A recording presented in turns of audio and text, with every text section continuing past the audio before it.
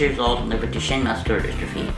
I'm the consumer consultant for MSU's Exoskeleton arm project that is being funded by PPMD.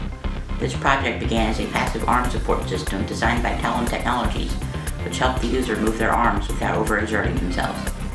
Now, with the joint help of really useful robots, Talem's passive arm supports will now have the option of being power assisted to boost the user's available strength when they are no longer able to use the passive arm system. This new computerized system has 2 servo motors, which are housed in a 3D printed chassis, along with a force sensor located inside the arm's boom, which sends signals to a powerful single-board computer. All of this is powered directly by the user's wheelchair battery. At this point, I need the extra assistance, so I use the powered system, which gives me the ability to lift my arms upwards, downwards, and hold them at any desired level.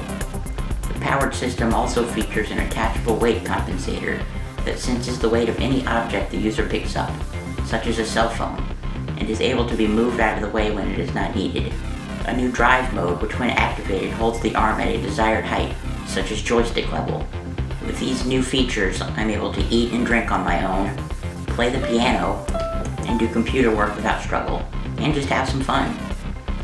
Along with Talem Technologies' Blake Matthey and Dr. Richard Folds of Really Useful Robots, I have been directly involved since the beginning through each stage of development of this system, by being the first person with DMD to test it. Along with installing software updates provided by Dr. Folds, I'm giving them feedback so that they can ensure that the supports are the best they can possibly be. I love being able to lift my arms when I want and pick things up that I normally would not be capable of lifting. Along with my wheelchair, this exoskeletal arm gives me my freedom back.